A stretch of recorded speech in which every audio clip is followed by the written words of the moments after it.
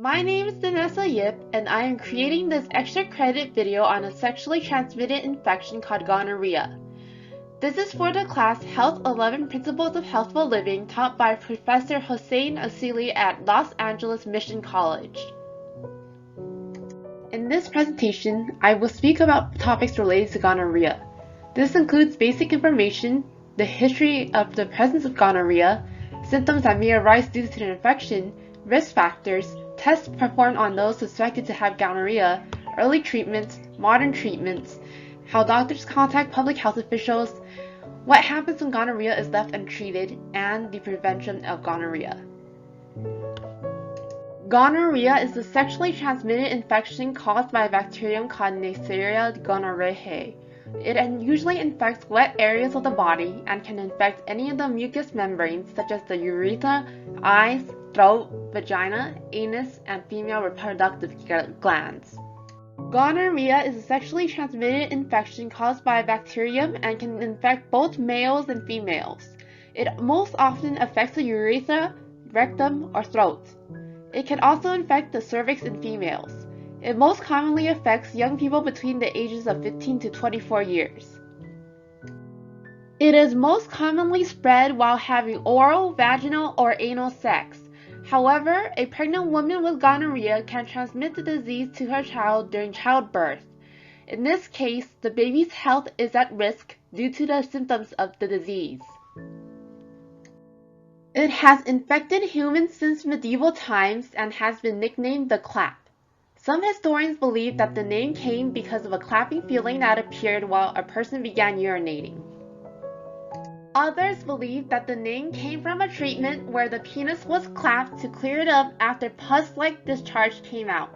A third theory is that the name came from French brothels known as les capillaires, as the men who came to these brothels became infected with gonorrhea.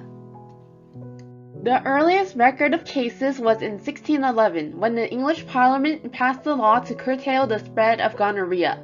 At that time, the cause of the illness was unknown. In 1256, a similar law was passed while Louis IX was ruler. Symptoms began to appear after the Crusaders attacked Acre. Once Pope Boniface made the practice of medicine separate from religion, doctors began to treat commoners and prostitutes for the illness. In 1879, Albert Ludwig Sigmund Neisser discovered the bacterium which caused gonorrhea, or the gonococcus. He showed that the bacteria could be found in patients exhibiting its symptoms. Also, when infected discharge and the bacteria was introduced into the urethra of healthy men, it caused the disease.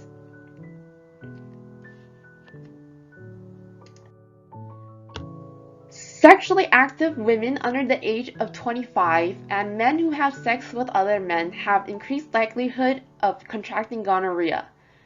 Other risk factors include having a new sex partner, having a sex partner who has had multiple partners, having multiple partners, and having already had gonorrhea or another STI. Most women and some men experience no symptoms when infected with gonorrhea. In men with symptoms, they may experience a burning sensation while urinating, a white, yellow, or green discharge from the penis, or painful and swollen testicles. On the other hand, women can experience mild symptoms that can be mistaken for a bladder or vaginal infection. Symptoms include a painful or burning sensation while urinating, increased vaginal discharge, and vaginal bleeding between periods.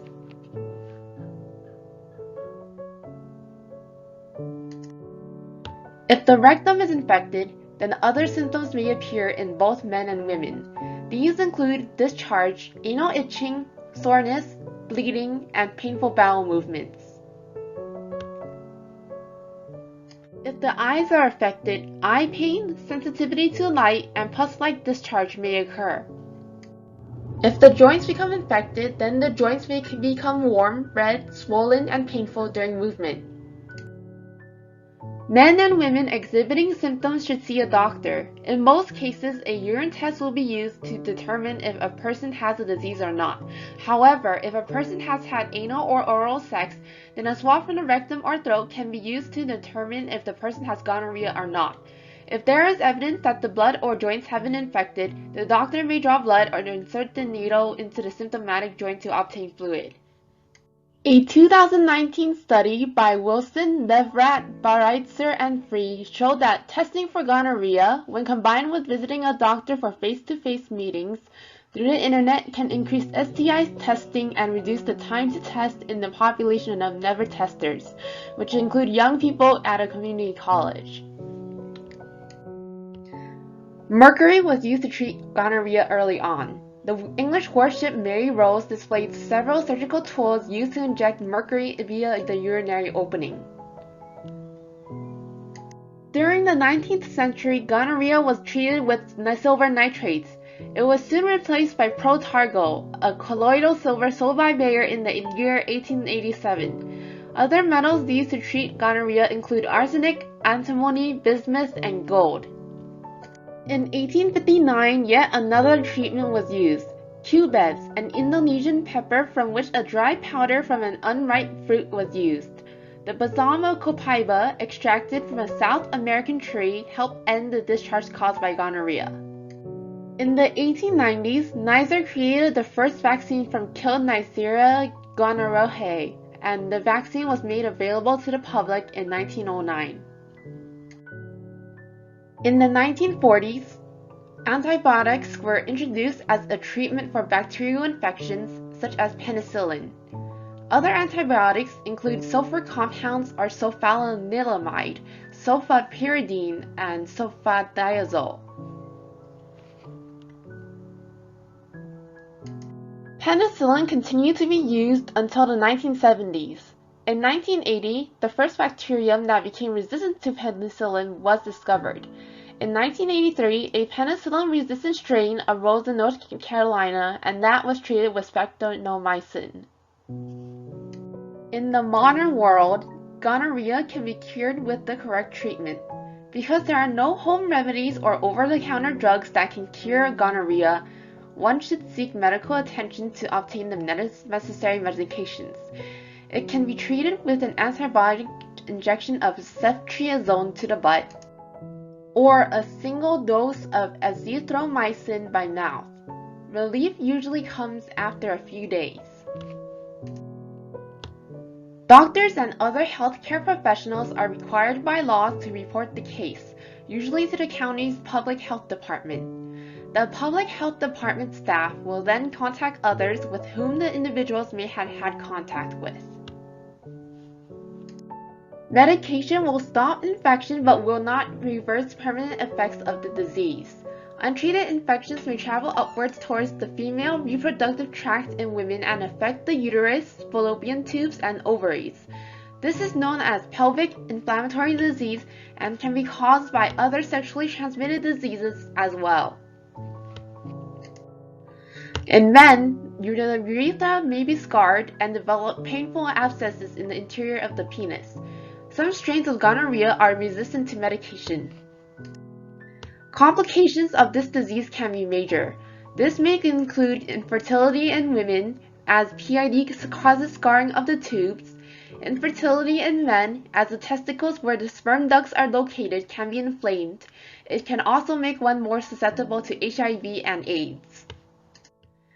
Patients with gonorrhea can reinfect their partners even after the infection has been treated. One should wait 7 days after stopping medications before having sex with the partner.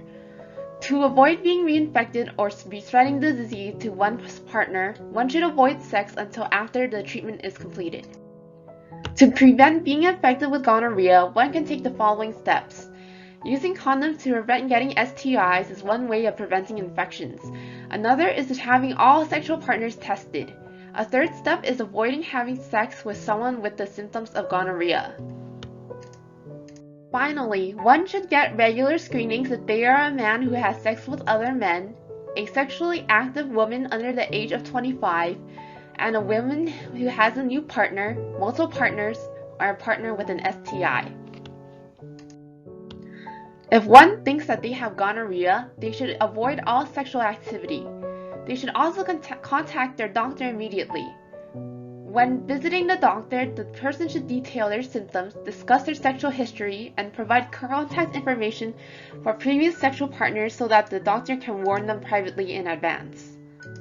Thank you for listening to my presentation, and I hope you have a wonderful day.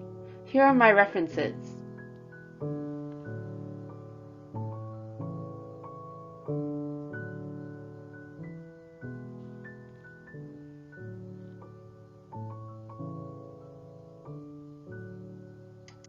Again, thank you for watching. I really appreciate it.